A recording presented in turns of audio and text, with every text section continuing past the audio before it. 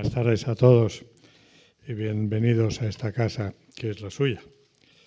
Ustedes saben que aquí tratamos de fomentar un mejor conocimiento entre España y América Latina, promover contactos y sobre todo servir como foro de debate y de reflexión. Y en esta ocasión y en ese marco iniciamos hoy una nueva etapa de nuevo espacio bajo el nombre de Veladas Literarias. Trataremos de organizar toda una serie de conversaciones con escritores, editores y críticos en torno a temas de interés de la literatura en lengua española a ambos lados del Atlántico. Así, las veladas literarias se ocuparán de temas como el humor en la literatura, la política en la novela, la superación de los géneros y otros de actualidad. Estas veladas tendrán lugar en principio cada mes y tendrán un formato informal a pesar de la formalidad de este marco. Las próximas secciones tendrán lugar en octubre y noviembre y tratarán, como dije, de la política en la novela y de la historia en la novela. Y qué mejor manera de iniciar este ciclo que abordar el apasionante tema del humor en la literatura. Definir el humor no es algo fácil, ¿no? Decía Wenceslao Fernández Flores que el humor es una posición ante la vida y que el hombre de pensamiento, pues, si algo le inspira es el descontento y frente a eso reacciona de distintas maneras, con cólera, con tristeza o con humor. Pues hoy va de humor. Decía Jorge Edwards que en la literatura americana existe una línea de humor que es muy rica y que ha sido en ocasiones subestimada. Hay pueblos que tienen una disposición especial para el humor. Bueno, nuestros ponentes hoy nos ayudarán a descifrar todas estas claves. Y nada más, agradecerles su presencia y estamos muy contentos en esta casa de tener a Alba Carballal, a Jorge Comensal y a Daniel Samper, a los cuales no hace falta que les presente, aunque Daniel les va a presentar, y para nosotros es un gran placer. Muchísimas gracias por venir aquí y espero que les veamos en las próximas. Muchas gracias.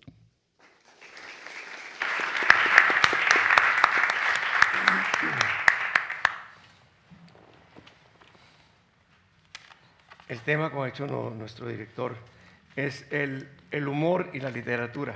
Es curioso que todavía hay gente que se pregunta si son compatibles. Es como estar hablando del café con leche, pero claro que es compatible el café con la leche, pues por eso está el café con leche, y a veces es mejor que el café. La literatura no solo es compatible con el humor, eso es lo que vamos a tratar de conversar, es que muchas veces sin ese humor sería difícil haber logrado hacer determinada literatura. Las personas que están aquí nos acompañan por varias razones. Una de ellas es que hay varias características comunes entre ellas. Una de ellas es que cada uno está publicando su primera novela. Alba publica esta novela que es Tres maneras de inducir un coma, Alba Carballal, ahora después les hablaré de cada uno de ellos. Y Jorge, iba a decir esta, pero la tengo para vender, no hay problema.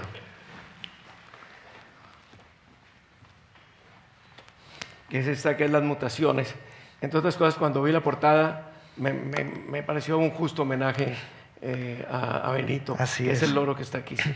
Claro, yo tenía las galeradas, entonces ahí no aparecía Estos son las dos novelas de estos compañeros y constituye la primera característica, la primera coincidencia. La segunda es que ambos tienen menos de 30 años. Son dos autores jóvenes, están estrenándose en el mundo de la novela. Lo tercero es que tratan temas difíciles y complejos, es decir, realmente es interesante ver cómo se han lanzado con el humor en la mano a tratar unos temas muy complicados sobre los cuales hablaremos después. No son libros chistosos, no son libros que cuentan unas situaciones muy divertidas. Al contrario, se han enfrentado a toros muy grandes y muy difíciles y los han hecho con el capote del humor. Ya verán que pues, el tema taurino acude a nuestro apoyo y han salido no solamente bien librados, sino muy bien librados. Yo podría no decir esto porque tampoco me pagan para eso, pero son dos libros muy buenos. Ambos son muy buenos y lo digo con toda tranquilidad, a sabiendas de que si ustedes lo leen estarán de acuerdo conmigo. Esos temas complejos y difíciles son las enfermedades, la muerte, el cambio de sexo, tensiones sociales y familiares. La cuarta característica, como le he mencionado, lo hacen con humor, que es un reto y es un acto de valentía medírsele con el humor a esta clase de temas. La quinta es que trabajan el lenguaje con devoción.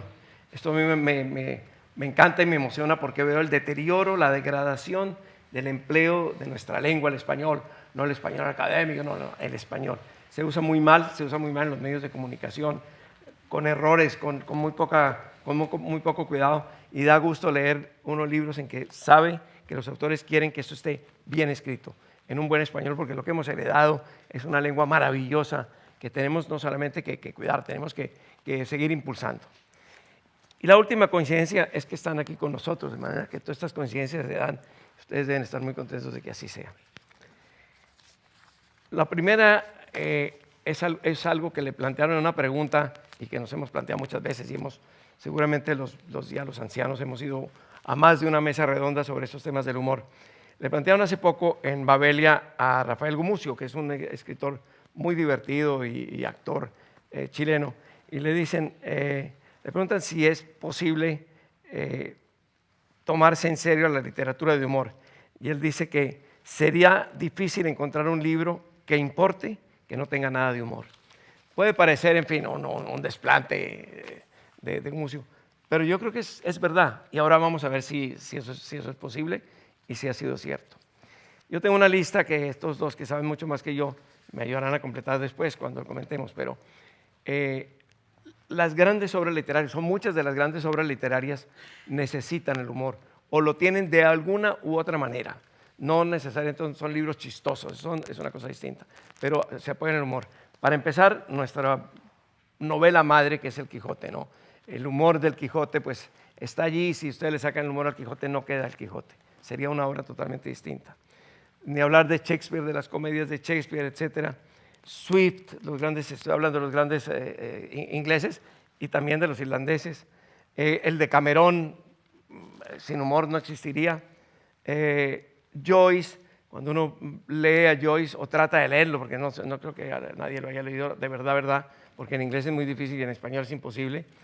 Pero Joyce le ha tomado el pelo durante 100 años a todos sus lectores, y uno lo sabe tratando de hacer las comparaciones del inglés. Yo soy buen lector en inglés, pero muy difícilmente logro pasar de algunas páginas de Joyce, y de los traductores, que los ha habido magníficos al español, pero es muy difícil entender a ellos. Y solo se entiende si uno se da cuenta que nos está tomando el pelo miserablemente. Proust, a quien, no sé, la mayoría de los escritores queremos mucho, Proust escribe su obra con una sonrisa. No solo eso, sino que yo elaboré una especie de selección de frases ingeniosas o divertidas de Proust, y hay cosas maravillosas. De manera que Proust es un tipo que escribe con humor. Si uno le llega a sacar el humor a las obras de Proust, seguramente queda bastante debilitada. De la Divina Comedia, que en fin, nunca me he analizado la Divina Comedia, ni mucho menos, pero logré llegar a un crítico que dice que tiene destellos de humor. Esto ya para la Divina Comedia es una barbaridad. Y de los rusos, pues hay un Gogol que es una maravilla de humorista. En francés también Stendhal lo es. En la literatura norteamericana, Mark Twain es una joya como humorista. En la inglesa e irlandesa, Oscar Wilde, y hasta Rushdie escribe también sus versos satánicos con un enorme humor.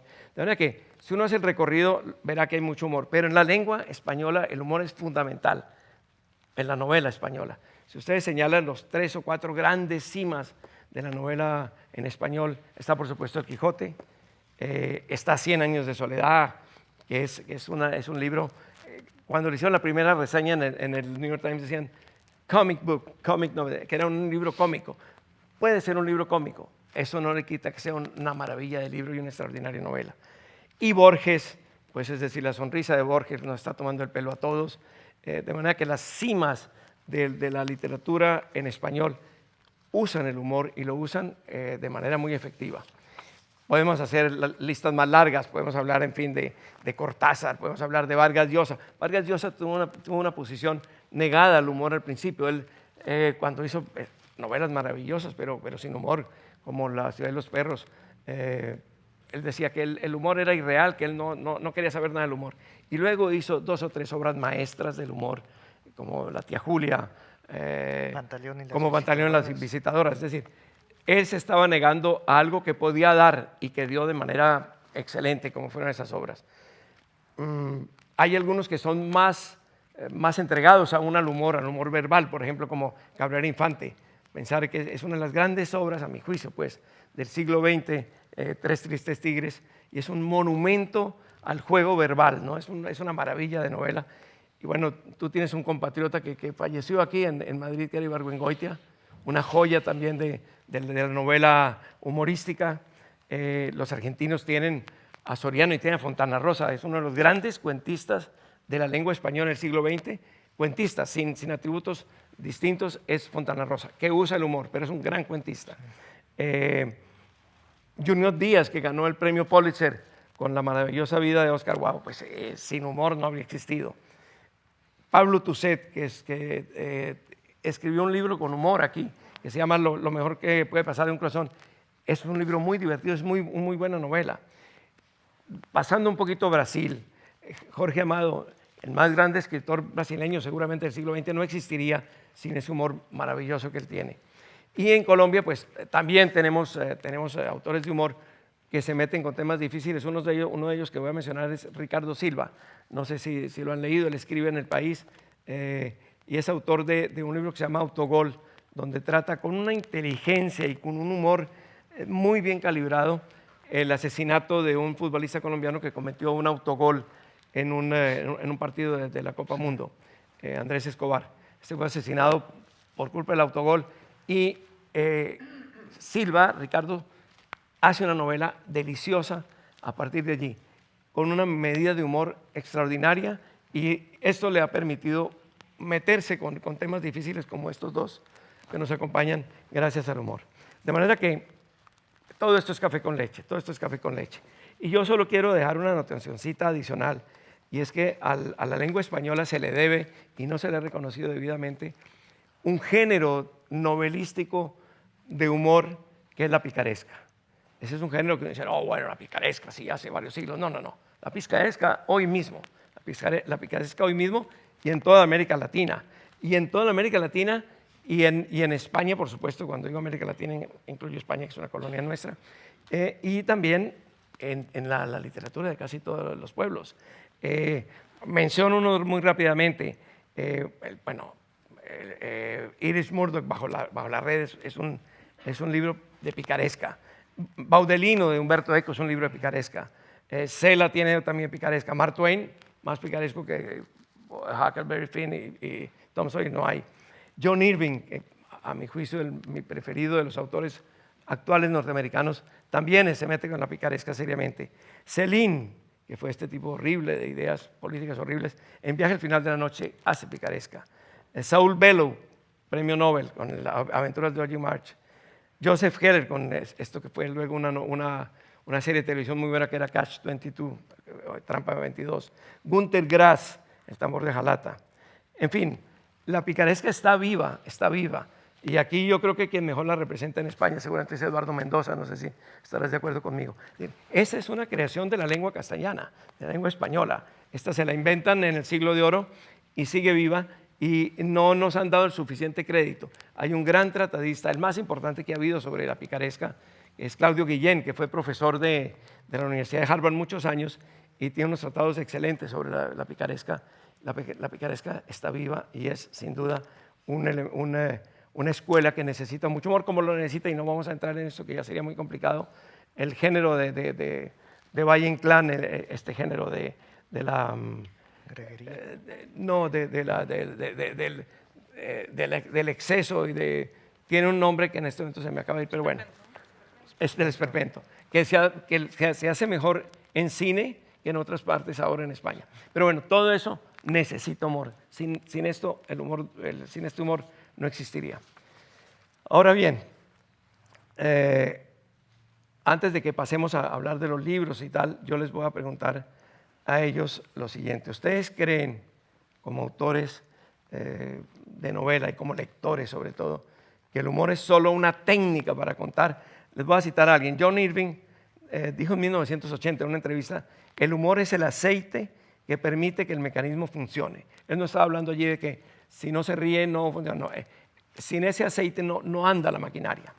Y Alfonso Reyes, tu compatriota, decía en un prólogo a Chesterton, que está un autor maravilloso que usa mucho el humor, decía, el sentimiento humorístico que legitima la introducción de elementos inverosímiles en el relato permite al autor saltar fantásticamente del suceso humilde al comentario trascendental sin perder el ritmo del buen humor. Es decir, el humor es un gran recurso para pasar de una situación a otra en determinadas novelas. Esto lo dijo en un prólogo a Chesterton en el 19. El humor es solo una técnica para contar. Ustedes han usado el humor en sus libros, que lo usan y bastante, como recurso para contar, o les nace que esto sea así. Tú, dale primero. Vale. Bueno, Tú eres de Lugo, tienes privilegios. Sí. buenas tardes a todos. Pues en mi caso, la verdad es que es una forma bastante natural que yo tengo de enfrentarme no solo a la página en blanco, sino al mundo que me rodea, ¿no? Pero es verdad que luego yo creo que la escritura humorística requiere de mucha técnica. O sea, independientemente de que eso te pueda nacer de forma natural, independientemente de que sea tu forma de comunicarte de alguna manera con el mundo, incluso una posición, una forma de enfrentarse a la realidad, ¿no? Yo creo que todo eso luego tiene que pasar por el filtro de la destreza y por el filtro del puro oficio, ¿no? Y yo creo que eso en el humor que requiere de tanta precisión, ¿no? Porque al final que el humor funcione te hace vadear una línea muy fina, ¿no? Que si te caes para un lado no funciona, si te caes para el otro tampoco funciona. Entonces eso requiere, yo creo que un oficio muy como muy tiquismiquis y muy perfecto, ¿no? Y en ese sentido, por ejemplo, el otro día no estaba hablando del humor, pero yo me lo llevo a mi terreno. En una entrevista del País, Edmund de Waal, que es un gran escritor y un ceramista, decía que la inspiración que está muy sobrevalorada, ¿no? Que está muy bien eso de la inspiración y que está muy bien pensar que a los creadores las cosas nos bajan del cielo de alguna manera, pero que a él le parecía mucho más bonito y mucho más interesante pensar que alguien se ha tomado la molestia de aprender a hacer algo bien para luego hacerlo bien, ¿no? Y a mí esa idea me parece mucho más interesante la idea de destreza que de inspiración, por ejemplo. Te preguntaría si García Márquez estuviera aquí. Él hablaba mucho que lo que le interesa más de la literatura es la caja de herramientas, ver cómo funciona, examinar, alzarle las faldas a un libro para ver qué es lo que tiene adentro, cómo trabajan sus compañeros y tal. ¿Tú dirías que en cierto momento, escribiendo esta novela o cualquier otra que se te pueda presentar, dirías, aquí necesito tener un aporte humorístico para salir al otro lado? ¿O es lo que va saliéndote? Yo, desde luego, a ver, yo también es que mi forma de trabajar tiene mucho que ver con la repetición, con la copia, con... Luego, evidentemente, te despegas, ¿no? Tú eres guionista Sí, bueno, eso fue a posteriori, pero sí. Has sido guionista de un programa que tiene mucho humor, sí, que es el de Andreu Buenafuente. Sí, de Leitmotiv. Pero bueno, eso ha sido a posteriori del libro, o sea, eso es después. Pero es verdad que, por lo menos en mi caso, es como yo trabajo. Yo trabajo mucho a partir de la imitación de otros que creo que lo hacen bien. Y yo en eso estoy muy de acuerdo con García Márquez, porque yo también me paso la vida como lectora buscándoles las costuras a los demás, viendo a ver qué es lo que hacen bien, sobre todo, no lo que hacen mal. Lo que hacen mal no me interesa lo que hacen bien para quedármelo yo, ¿no? Y al final, evidentemente, tú sigues tu narración, tu novela, y te despegas de esos referentes, ¿no? Pero los referentes que están ahí, en mi caso, bueno, Mendoza es como muy evidente, ¿no? Pero puede estar Woody Allen o un Kennedy Toole o gente que ha trabajado el humor con mucha destreza y con mucha singularidad, además, y luego todo eso lo metes en una batidora y sale una cosa diferente, ¿no? Pero siempre parte de un oficio que, en mi caso, surge de ver cómo lo hacen otros, ¿no? Es mi forma de hacer. No sé si Jorge estará de acuerdo conmigo, pero... Jorge, bueno, ya se sabe que es mexicano, lo he dicho. Además es profesor de literatura, estudió lingüística, es filólogo, es novelista. Supongo que ha sido, por su misma formación, estudioso de la literatura. Esta pregunta, ¿el humor lo usarías tú aquí como un recurso consciente para llegar a determinadas metas o fluye cuando tú escribes? Hola, buenas tardes. Yo primero quiero hacer una aclaración en mi semblanza, que tú comentaste que tenía menos de 30 años. No tengo menos de 30 años y creo que nunca he tenido menos de 30 años. Más bien he tenido muchos más de 30 años siempre, porque siempre cargo un paraguas o sombrilla, no sé cómo le llamen aquí conmigo. Ahora hay uno ahí. Siempre he cuidado de mis rodillas, bajo en diagonal las escaleras. Siempre he mirado el mundo, ¿sí? Siempre me he asumido como un septuagenario o octogenario. Y entonces, por ejemplo, yo era un niño, yo era un polizón en un cuerpo de niño, yo me sentía mucho mayor que la mayoría de las personas, y entonces yo veía a los adultos que no se daban cuenta que yo era más bien de la tercera edad y que yo andaba por ahí viéndolos, que me sometían a torturas terribles como comer hot dogs con los niños, ¿no? Y con los animadores. Y hago todo este preámbulo para plantear que para mí el humor no es solo una técnica, sino sobre todo un cambio de perspectiva con respecto que necesitamos adoptar ciertos puntos de vista y que muchas veces implican un distanciamiento para poder encontrar el humor en las situaciones. Entonces, por ejemplo, a mí me resultaban muy graciosas porque me sentía muy extraño a muchas situaciones sociales en las que me encontraba.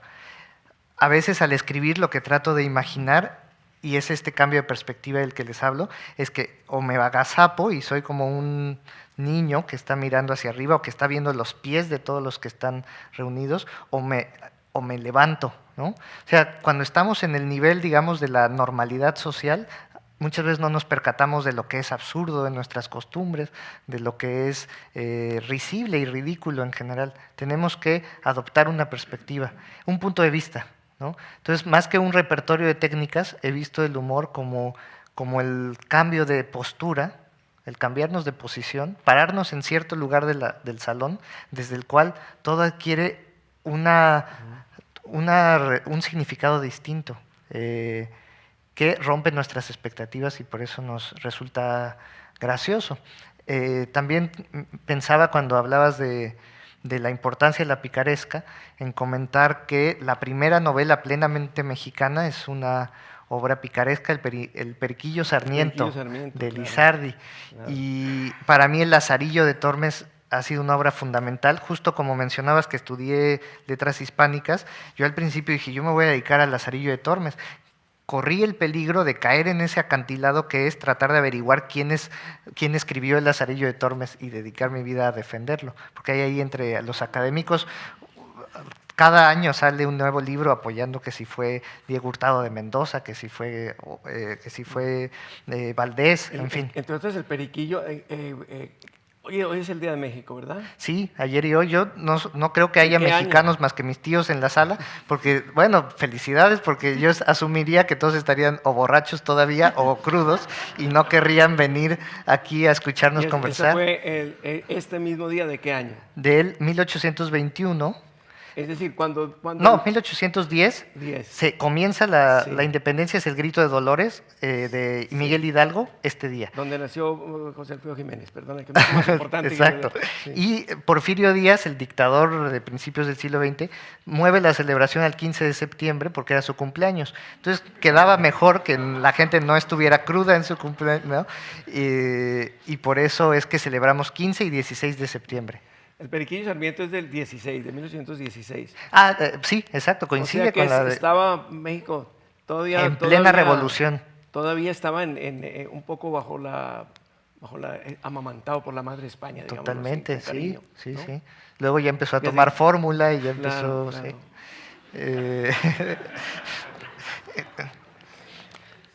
Muy bien. Vamos ahorita a tocar algo que nuestro director mencionó, que es Fernández Flores. Él es autor de uno de los mejores estudios que hay sobre el humor, pero él lo que habla es de un humor inglés, celta, dice él, no del humor que nosotros trajinamos realmente. Curioso porque es un autor estupendo y tiene unas novelas muy divertidas, etcétera, etcétera. pero resolví citar a Fernández Flores y citar también a alguien que es muy difícil de pronunciar. Yo tengo que esmerarme muy bien en que no me salga mal este nombre, que es Carlo Cipolla, porque claro. no se escribe así, Sí. no se escribe así. Sí. Ni voy a decir cómo se escribe tampoco. Cipolla dice, el humorismo es distinto de la ironía. Cuando uno es irónico, se ríe de los demás. Cuando uno hace humorismo, se ríe con los demás. Y menciona una ironía bonachona y pacífica que no está muy distante del humorismo. Un tratadista del humor, que es el inglés Stephen Potter, dice, la esencia del humor altamente desarrollado es la gentileza, ver las dos caras de un argumento de inmediato. Aquí nos están hablando de un humor distinto al que realmente conocemos y el que más se hace en la literatura española. La picaresca no tiene nada que ver con esto. Y Fernández Flores, nuestro director lo mencionaba, dice, el humor es siempre un poco bondadoso, siempre un poco paternal, sin acritud porque comprende, sin crueldad porque uno de sus componentes es la ternura. Y si no es tierno ni comprensivo, no es humor. Y agrega también Fernández Flores que el sarcasmo y la sátira no son, los autores de esto no son humoristas. ¿Y en dónde queda Quevedo, nuestro más grande poeta y uno de nuestros más grandes autores de humor? Entonces yo les quiero preguntar, ¿es que hay un humor bueno y uno malo? Y que en el humor bueno cabría, por ejemplo, el humor bondadoso, el humor inglés, y en el humor malo, la burla, el chiste, el juego de palabras, que Fernández Flores dice que es el subsuelo del humor. Bueno, Tres Tristes Tigres no es el subsuelo de nada, es una corona. Y el sarcasmo y la sátira, sobre todo, claro, que era lo que ejercía por encima de todos don Francisco de Quevedo. Sí. ¿Hay un humor bueno y uno malo? Yo, para empezar, es que creo que la sátira, de verdad, lo pienso, a lo mejor me equivoco, pero creo que la sátira no está reñida con la ternura ni con la bondad, ¿no? O sea, quiero decir, estoy pensando ahora mismo, por ejemplo, en La conjura de los necios de John Kennedy Toole, que es una de mis novelas favoritas, y es una novela que presenta un personaje que tiene todo lo peor posible, ¿no? que está enfermo, que es medio mendigo, que es un abandonado de la sociedad, que está perdido, que todo le sale mal, que va sucio, que huele mal, ¿no? Y sin embargo, pese a presentar a un personaje así, es el autor, y además lo presenta con total crudeza, ¿sabes? Que no es que lo camufle o que tal, no, o sea, nos lo presenta con total crudeza y es capaz, a través de los mecanismos propios del humor, de conseguir que empaticemos con él. Y yo creo que esa empatía no siempre tiene que nacer... esa empatía pasa por la ternura siempre, yo lo creo, pero no siempre tiene que nacer de algo como pretendidamente inocente, bonachón, sino que puede nacer de lo más bajo también, ¿no? Yo lo creo así. Y en ese sentido yo creo que los mejores humoristas son precisamente los que son capaces de vadear entre lo satírico, lo más duro o lo más faltón, si se quiere, ¿no? Y de repente la ternura, la comprensión y la empatía como con cierta naturalidad, ¿no? Y en eso, por ejemplo, en España tenemos una tradición de, pues eso, estoy pensando en Miura, en Tono, en Gila, en esta gente, que son grandes humoristas y que han sabido hacer eso, ¿no? Y han sabido hacer un humor tierno sin hacerle el juego al poder, por ejemplo. Y yo creo que eso tiene mucho mérito. Entonces yo ahí me sitúo, dicen que a nadie le gustan los tibios, pero yo ahí me sitúo en una posición quizás conciliadora. Yo creo que las dos cosas pueden estar juntas, ¿no? Decías tú, el café con leche, joder, es que los puretas del café a lo mejor te dicen que el café hay que tomarlo solo, pero ellos se lo pierden, ¿sabes lo que te quiero decir? Yo me interesa más la gente que prefiere probar las cosas solas con leche, con nata y con chocolate, ¿sabes? O sea, no sé. Es como yo lo veo, no sé vosotros qué pensáis.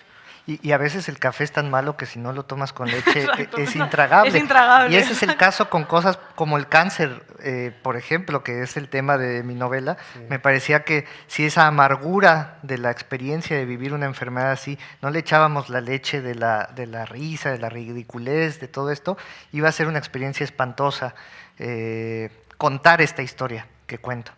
Entonces sí, creo que hace falta ese equilibrio y me acuerdo ahora en estas distinciones del tipo de humorista, en la gran enemistad que hubo entre Quevedo y Góngora, ¿no? Donde Góngora para mí representa el ejemplo de la ternura, del humor bonachón, de la cercanía, de una enorme inteligencia bondadosa, y Quevedo también de una ironía que se pone por encima de los demás, que se distancia, que se siente superior, y es como escritor superior a todos, pero que realmente refleja un punto de vista, eso que les decía, como que él se sube al candelabro, Góngora se sienta aquí y ven el mundo desde puntos de vista distintos, y es mucho más mordaz Quevedo que Góngora en sus formas de hacer humor, ¿no? Sí, entonces, porque a Góngora era muy complicado entenderlo. Claro. Es un extraordinario poeta Góngora y tal, pero era menos bondadoso de lo que, Sí, lo que tú dices. y en Cuando las... atacaba a Quevedo era, Sí, era muy sí, duro. sí. No, porque era su enemigo. Ahora, en Las Soledades y el Polifemo, a veces incomprensible, pero en sus letrillas es maravilloso, y tiene preceptos de vida como ándeme yo caliente y ríase la gente, Sí. que es un mantra para mí, ¿no? Sí, Es sí, ser, sí. sí, Ahora, lo divertido caliente en otro sentido, no en el que pensaron los mexicanos. No te preocupes que los conocemos. No te preocupes, sí. Ahora, lo más divertido de estos dos es que, y eso lo digo como propaganda turística para Madrid, ¿no? En el barrio de las Letras, aquí nomás, cerca del Hotel Palace, allí vivieron todos estos personajes, Sí. Cervantes está enterrado allí, Lope. allí murió Lope, y allí tuvo casa Góngora. Sí. Y Quevedo la compró para echar a Góngora. Eso me pareció adorable. Es decir, la enemistad va más allá de la poesía. Entonces, y lo sacó en una calle que se llamaba la calle del Niño, y ahora se llama la calle Quevedo. Pero llegaba hasta esa la enemistad. Ahora, lo que pasa es que Quevedo era un tipo muy atravesado y utilizó muy bien la idea de que podía ser judío Góngora, Sí. ¿no? Y entonces le mencionaba el tocino y todo. Era de una crueldad maravillosa. Lo describió como a Góngora por su nariz. Érase un hombre a una nariz pegado. Sí, ¿no? sí. Y yo te untaré el tocino con gorilla. Sí. ¿No? Además, lo que pasa es que Quevedo es como una muñeca rusa. Hay que ir destapando para encontrar que en la cuarta manera de entender la frase también está insultándolo. Claro. No, Quevedo es una gloria. Yo creo que el mundo literario todavía no ha hecho justicia con Quevedo, porque al mismo tiempo que hacía estas cosas, hacía los sonetos más impecables sobre el amor. Para mí Quevedo es un tipo de una grandeza extraordinaria. Y su novela picaresca muy graciosa también. Sí, no, Sí, El Buscón, don Pablo. bueno, afortunadamente Pérez Reverte lo ha hecho renacer en sus novelas, pero es un personaje extraordinario. Si tuviéramos buen cine, Quevedo estaría en Hollywood pues hace mucho tiempo. Bueno, pero Quevedo nos trae a un punto que es muy importante en estas épocas de las redes sociales y del Me Too y todo eso, y es la corrección política. En una entrevista que le hacen hace poco a Anabel Alonso, que es una directora de cine muy importante, española y tal, le preguntan, ¿es complicado hacer humor? Está hablando sobre todo de cine, ¿no? Dice, ahora hay que cogérsela con papel de fumar. El humor se basa en no tener pudor y ser capaz de reírse de uno mismo. Pero ahora todos pueden sentirse ofendidos con cualquier cosa, y agrega. Si en el franquismo había una censura política, ahora hay una censura social de herir sentimientos, no sé cómo describirla. Y decía, hay que mojarse, lo digo desde una edad y una posición, entre comillas, privilegiada, pero la corrección política nos está ahogando. Estuve hace poco en una reposición de una película de Trueba, de Trueba no, era de García Sánchez, de hace 20 años. Y ellos mismos decían, estaban ahí en la mesa redonda, Víctor Manuel y Ana Belén, Víctor Manuel fue el productor, Ana Belén actuaba. Dicen, esta película hoy no se puede hacer en España. Porque, por ejemplo, había un negro y le decían, negro, no, por favor. Entonces, negro, ven para acá, no sé qué cosas. Y entonces ahora decían, ahorita donde uno diga eso, tiene un problema muy serio con las redes sociales. Habría que decirle, afroespañol, ven acá, ¿no? Sí. Algo así. Nosotros, por ejemplo, con las cumbias tenemos un problema grave, los colombianos, ¿no? ¿Qué será lo que quiere el afrocolombiano? Sí. ¿No? Entonces, bueno, ¿ustedes creen que la corrección política realmente es un peso enorme que tienen los creadores de literatura ahora? ¿La sintieron ustedes cuando escribían? ¿Sentían que alguien le decía a un Pepe Grillo, le decía al oído, cuidado, cuidado? Tú que cambia de sexo, es decir, cambia de sexo varios personajes y hay toda clase de circunstancias sociales muy complicadas. Bueno, en mi caso, la verdad es que yo escribí la novela con total y absoluta libertad, pero porque también pensaba que no iba a ir a ninguna parte. Entonces, eso, claro, es una ventaja muy grande. Dices, bueno, luego me la publicaran o no me la publicaran, eso pues ya iremos viendo, ¿no? Ya, además, yo tuve la suerte de tener una beca de la Fundación Antonio Gala, que da becas a creadores aquí en Córdoba. Y en ese sentido, yo la verdad es que tuve una posición privilegiada porque tuve toda la libertad del mundo para hacer lo que a mí me salió de las narices, hice lo que me dio la gana.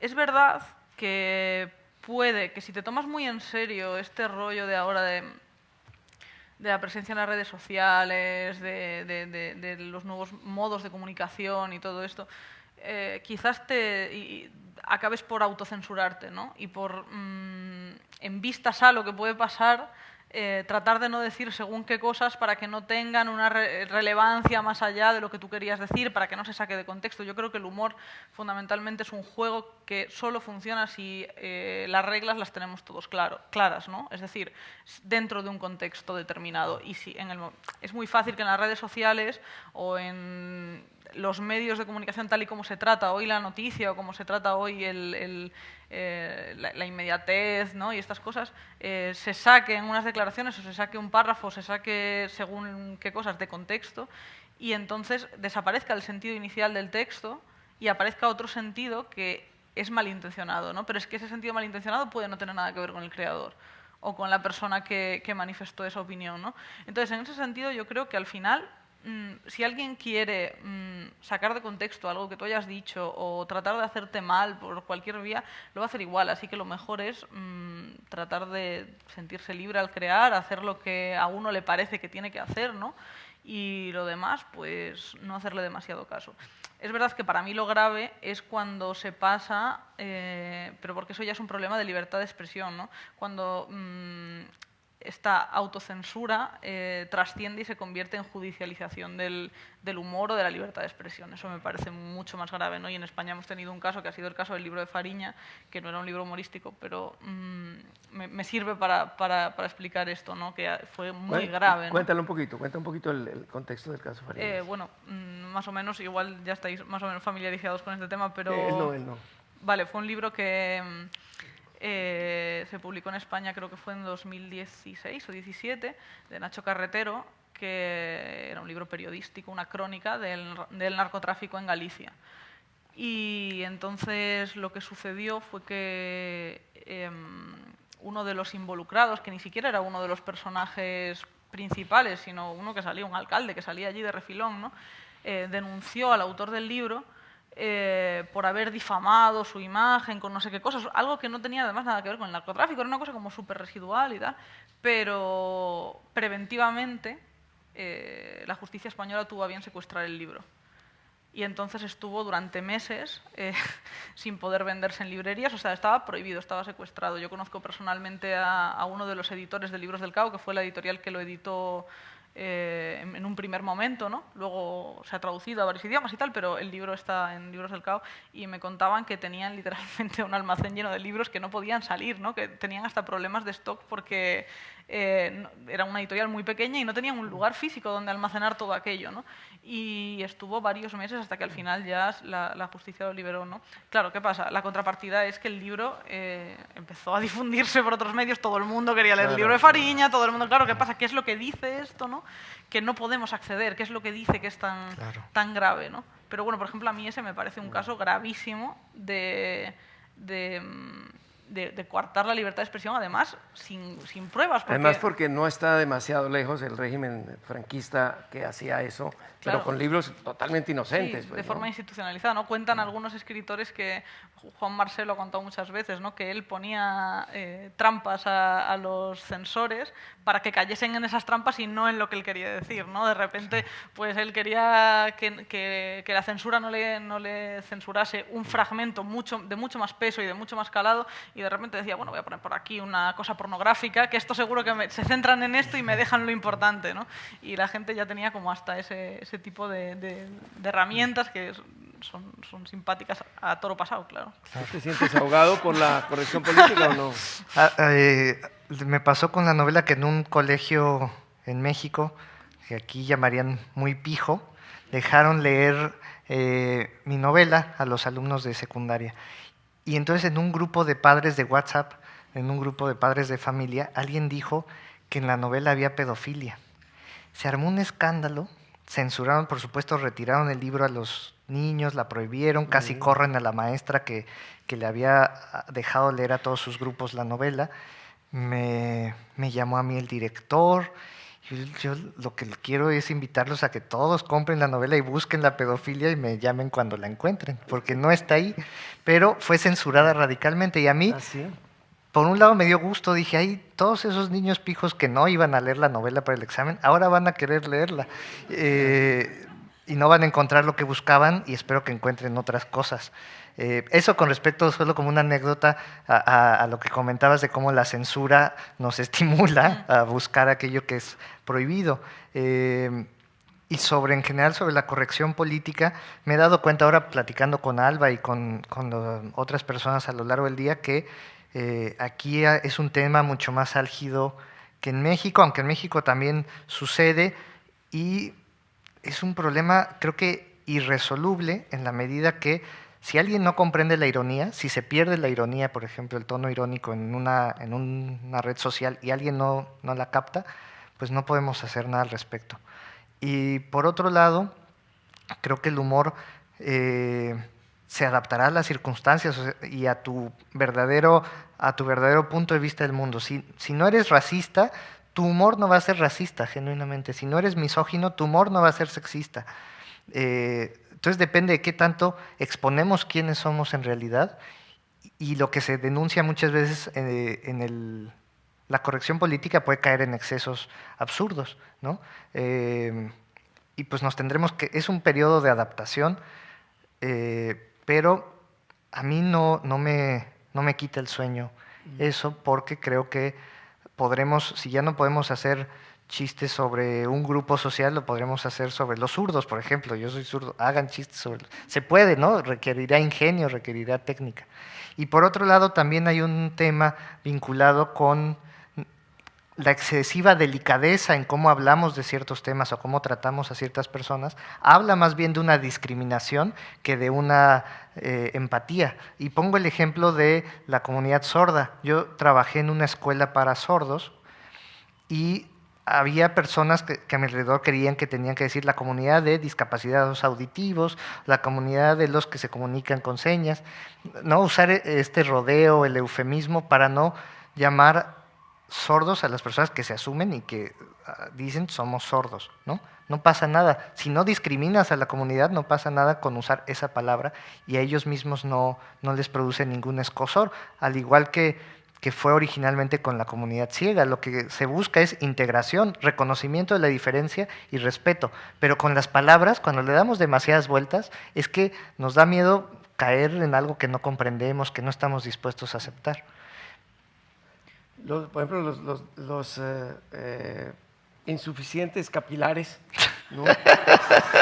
Nosotros estamos al acecho de cualquiera que diga calvo, le caemos encima. A mí una de las partes más divertidas de la Biblia, a mí la Biblia me gusta mucho porque hay muchas partes graciosas. Y una de ellas es en Levítico, cuando están todas las leyes sobre la calvicie. Es muy divertido porque va diciendo qué significa la calvicie de cada parte de la cabeza. Sí. Si eres calvo de atrás está bien, si eres calvo de la frente aquí, pero de aquí no está bien ser calvo porque eres leproso muchas veces, ¿no? Sí. Entonces es muy graciosa. Sí, es muy gracioso, sí, claro, porque no eres calvo. Y porque no soy leproso tampoco, pero... Eso ya no puedo garantizarlo. Sí, lo he leído el puto Levítico, claro que sí, claro que sí. Ahora, yo sobre esta censura, la censura de la corrección política, que es insoportable y muy peligrosa además, y la censura clásica, pues, en fin, de los gobiernos y todas esas cosas, y la censura que pudieran tener editoriales menos serias que el 6, donde ustedes han trabajado, yo siempre creo en el recurso del humor. El humor puede ser el mejor corrector de ese tipo de abusos, ¿no? Hay una frase de un filósofo, uno de mis filósofos de cabecera, que es Milor Fernández, ya murió, un humorista brasileño que decía: la mordaza aumenta la mordacidad. Es absolutamente cierto. en la época de la dictadura brasileña, uno de cuyos supérstites es este bárbaro del Bolsonaro. Yo digo estas cosas con la tranquilidad absoluta, es una casa libre. Él fue torturador de la dictadura brasileña. Y en la dictadura brasileña, ¿quiénes sacaron la cara por el país? Los humoristas y los cantantes. Mientras perseguían a los del PC y todo esto, ellos sacaron la cara. Fueron Miguel Fernández, Chico Buarque, todos ellos representaron el gran frente, la gran vanguardia que finalmente logró sacar a los militares de allí. Y esa frase, la mordaza aumenta la mordacidad, es muy buena. creo yo que va a ser muy buena. Yo estoy esperando la primera novela divertida donde se burlen de los excesos de Me Too, ¿no? Que el beso me lo dio aquí, que si hubiera sido aquí, pues mira, no te garantizo nada, todas esas cosas. Porque cuando estas cosas llegan a un exceso, es cuando tienen que entrar los humoristas. Esto no se le puede dejar a la gente seria. Claro. Esto no saben qué hacer con esas cosas. Claro. Bueno, ustedes van a tener mucho éxito con las novelas, yo lo auguro, la editorial ha acertado al publicarlas y creo que van a ir incluso a traducciones internacionales. Pero ahora les pregunto, ¿es traducible la literatura humorística? Piensen un poquito y mientras piensan, yo les voy a contar lo que dice Cipolla. Dice, el humorismo está tan íntimamente unido a la elección cuidadosa y específica de la expresión verbal que difícilmente se consigue traducirlo de una lengua a otra. Y dice también, además, está tan imbuido de las características de la cultura en que se manifiesta que muchas veces resulta totalmente incomprensible si se traslada a un ambiente cultural diferente. Es decir, él no cree que el humorismo o que el humor sea traducible. En fin, yo tengo una posición distinta y veo que tú has leído varios autores como Kennedy O'Toole, que entre otras lo publicaron cuando ya había muerto y había fracasado como autor. Es decir, nunca logró vender su libro y solamente por alguien amigo de su madre, que creo que Gorvidal o algún amigo así, lograron venderlo, el libro del ya cadáver, y se ganó el Pulitzer. Pero veo que has leído en inglés. Y si no lo has leído en inglés, lo has leído en traducción. Y te ha gustado la traducción. Por eso pregunto, ¿ustedes creen, y sé que tú has estudiado también otras lenguas, creen que es intraducible el humor? Bueno, yo, mira, voy a aprovechar para leer la frase con la que empieza, o sea, no con la que empieza, sino la cita con la que abro el libro, que viene muy al caso de lo anterior y también de esto que dices de la traducción, que es una frase de Darío Adanti, que es uno de los fundadores de la revista Mongolia y humorista gráfico y tal, y él dice una cosa muy bonita, que es esto que voy a leer. Dice, el idealismo de la corrección política nos particulariza mediante el respeto por la diferencia del otro, mientras que el materialismo del humor debe aspirar a disolver esa frontera para hallar lo universal en el fracaso de todas las diferencias. Yo creo que esta frase ilustra muy bien tanto lo que estábamos hablando antes, ¿no? del tema de la corrección política, porque yo creo que al final el humor es una de las pocas cosas que nos iguala a todos. Y cuando digo que nos iguala a todos, quiero decir que nos iguala a todos dentro de una sociedad, nos iguala a todos entre sociedades también, estamos hablando ahora de las traducciones, ¿no? Y que es capaz de trascender las fronteras tanto físicas como lingüísticas como culturales que cerramos, ¿no? entre los seres humanos.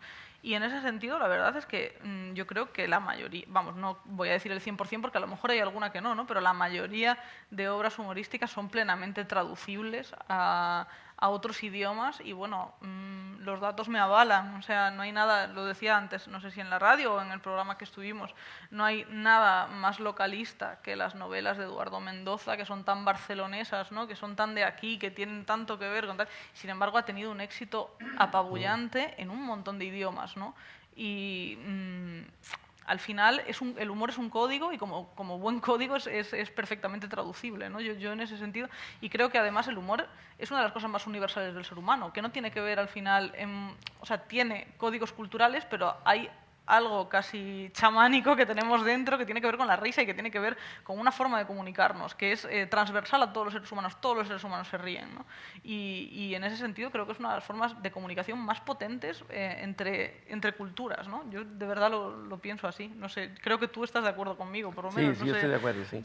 Pienso que si el humor es netamente verbal, que a mí no me desagrada para nada el humor netamente verbal, y en ese sentido me referiría yo al Ulises de Joyce, no que sea solo humor verbal, no, es de una enorme profundidad, pero juega mucho con el humor, le encanta el humor verbal. Sí.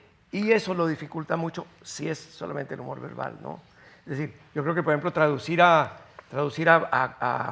Quevedo es muy difícil, porque él es un tipo que se aferra mucho a los sentidos que puede tener una palabra, ¿no?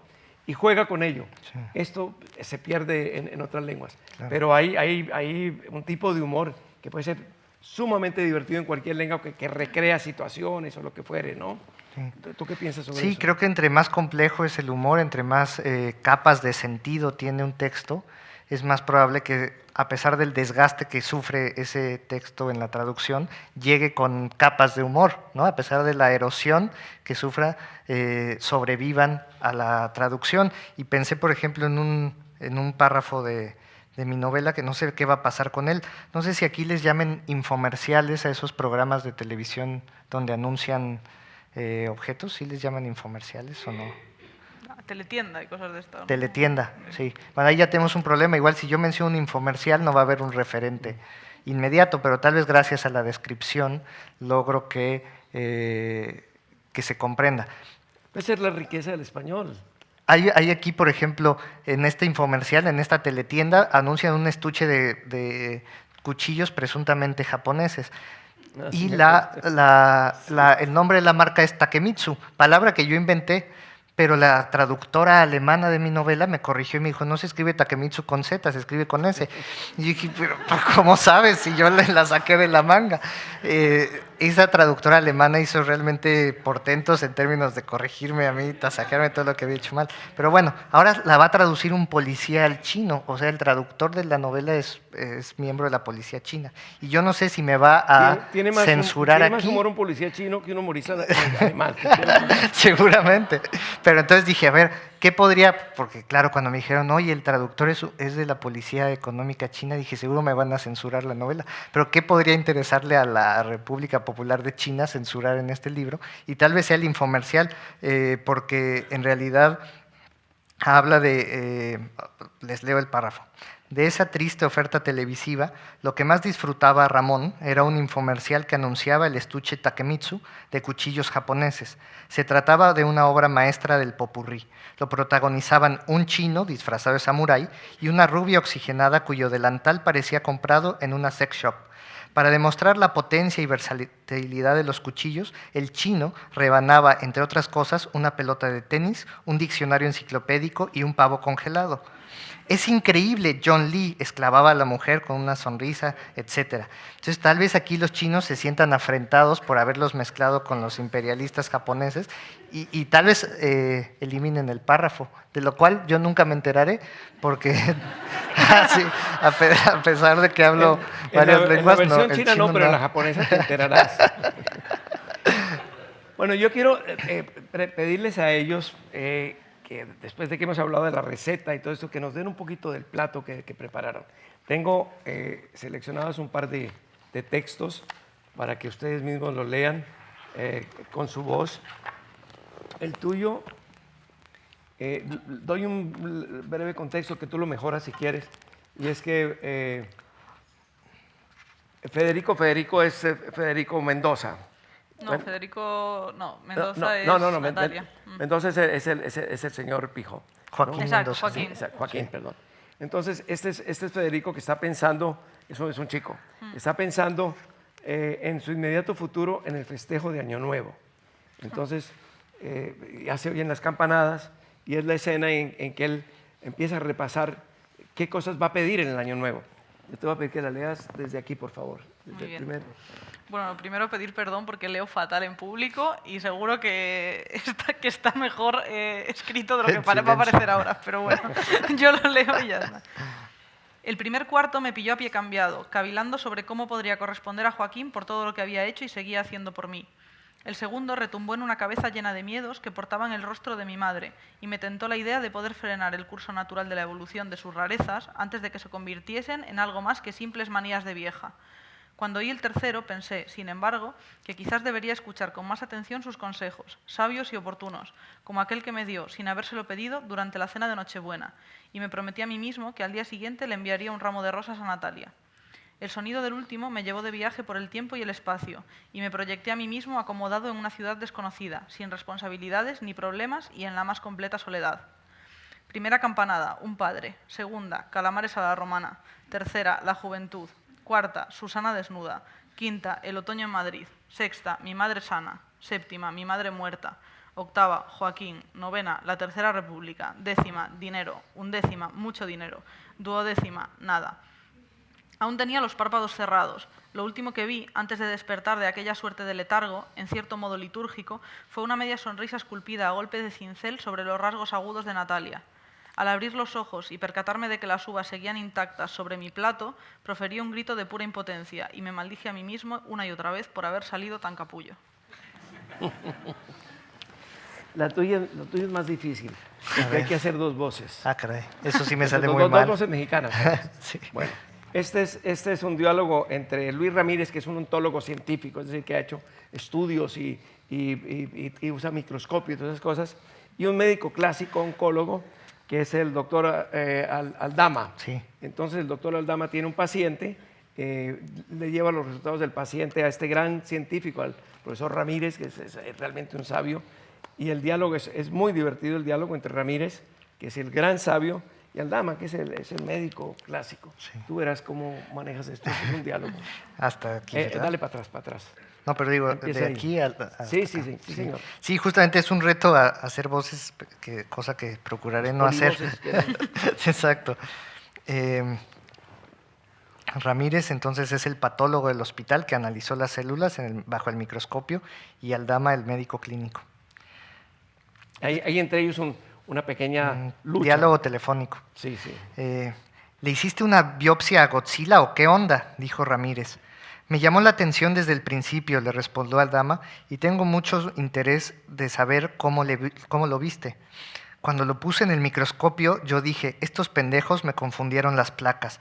Los mandé a prepararme otras con lo que nos mandaste y que las vuelvo a ver y ya cabrón, dije, un sarcoma alveolar de perfil pediátrico. ¿Pero viste la edad del paciente?, lo interrumpió Aldama. Claro, chingados, dije, ni a Chabelo le pudo haber dado algo así. Aquí se empeñaron en que era un sarcoma de células redondas, le respondió Aldama. Mira, esos pinches señoritos de Harvard, ponlos a sacar muestras de sangre porque no sirven para nada más. Esto es un rabdomiosarcoma alveolar de libro, o sea, como si tuviera apenas 2 años el cabrón. Pero tiene 50, Luis, y no hay antecedentes familiares ni agentes mutagénicos. Es un abogado de aquí, no me explico cómo fue. Pues yo tampoco, le repuso Ramírez. Pero si averiguamos qué pasó, me cae que nos dan el premio Lasker o el Nobel. Bueno, no es para tanto. ¿Cómo no?, reaccionó Ramírez, con socarrona indignación. ¿Cuándo habías visto algo como esto? ¿Sí sabes lo que se le puede sacar a una célula adulta que se porta como niña de kinder? La fuente de la eterna juventud, maestro. Me cuesta trabajo creer en esas cosas. Pero no vas a negar que está muy raro. ¿Tu paciente es maricón? No tiene sida, si a eso te refieres. No, dijo Ramírez, pero parece que anduviera chupando el pito radiactivo de Superman. A mí me encanta porque es un humor verbal, pero que encierra un conflicto muy importante, que es el conflicto entre los médicos que se dan haciéndose viejos con lo que sabían y tratan de aprender, y los que miran con desconfianza que estos señores vengan a hablarnos de grandes ciencias, como es Ramírez, que realmente es un científico muy acreditado, claro. Pero lo interesante es el lenguaje que usa Ramírez, ¿no? Sí. Y el lenguaje que usa el pobre médico clásico, ¿no? Y en todo, ahí está planteado pues el gran combate generacional entre estos dos, ¿no? Entonces, pues estos son dos textos de nuestros invitados. Yo les voy a pedir a cada uno de ellos que me recomiende 3 libros de humor, de novelas de humor. Mientras lo piensan, yo voy a recomendar una, porque yo también necesito vender mis libros, entonces... Y parece que no lo mandaron. Este se llama J. Caballo y Rey. Forma parte de la novela latinoamericana fundada en España sobre dictadores. Hay toda una estela de títulos sobre dictadores. Ustedes piensen que yo me encargo sobre dictadores. Entonces, esta es una novela, pero es una novela humorística sobre un dictador que hubo en Colombia. Realmente refleja una realidad, pero la refleja con humor. No sé por qué, lamentablemente la editorial no, creo que iba a mandar libros. y yo aspiraba, traje 2 bolígrafos, pensando que iba a vender muchos, y me quedé con el único que he traído, pero por lo menos ya ustedes saben que existe y si un día lo encuentran, cómprenlo. 3 libros recomendados. Bueno, el primero, ya que ha aparecido en la charla, bueno, no lo he leído, así que, pero lo voy a leer enseguida. El primero que quiero recomendar para cualquiera que quiera introducirse como no iniciado en la literatura de humor es La conjura de los necios de John Kennedy Toole. Me parece una obra maestra y es eso, es capaz de hacernos empatizar con lo más bajo de lo más bajo. Bueno, luego quiero recomendar el libro de Jorge, por favor, porque es fantástico, pero este es fuera de carta. Me ha gustado muchísimo, de verdad. Y luego otro libro que me gusta mucho de humor es de otro escritor mexicano que se llama Juan Pablo Villalobos, y el libro se llama No voy a pedirle a nadie que me crea. Fue premio Herralde hace algunos años y a mí ese libro me interesa particularmente porque es una parodia de esta cosa que está tan de moda ahora, que es la autoficción, ¿no? Entonces él plantea el libro como un ejercicio de autoficción en el que el personaje se llama igual que él, la novia se llama igual que él, estudia en el mismo sitio, tiene el mismo trabajo y todo es igual que su vida, pero luego la aventura que sucede en el libro es un disparate, que no tiene ningún sentido que sea así, ¿no? Y entonces le da la vuelta a este concepto de autoficción y me parece un ejercicio que está muy bien hecho, ¿no? Y luego otro libro, mira, pues por ejemplo te podría recomendar un libro que no es puramente de humor, pero que trabaja con el humor, que es Farándula, de Marta Sanz, que es una escritora española brillante. A mí me parece de las mejores escritoras, bueno, escritores, no solo escritoras, sino escritores en lengua castellana actual, y que además trabaja con el lenguaje de una forma magistral. Tiene un dominio de las estructuras, de la verbalidad, por ejemplo, que es una pasada. Y el libro no es un libro humorístico, pero lo que tú decías al principio, el humor es esa cosa que todo lo atraviesa, que todo lo traspasa y que hace que todo lo demás funcione, ¿no? Es ese aceite que lo engrasa todo. Y es un libro estupendo también, así que ahí quedan mis 3 recomendaciones. Aparte del de ella y el mío, ¿qué otro te queda? Me quedan, en primer lugar, ya que mencionaste a Jorge Ibargüengoitia, que murió en un avionazo muy cerca de Barajas hace unos 40 años, una de sus novelas que más me gusta es Los relámpagos de agosto, donde hace la parodia de las memorias que escribían todos los generales de la Revolución Mexicana. Cada general escribía sus memorias, por supuesto, halagándose a sí mismo, y entonces él hace la parodia de esto. Para conocer la historia mexicana de verdad, hay que leer antes a Ibargüengoitia que a los historiadores. Entonces, Los relámpagos de agosto.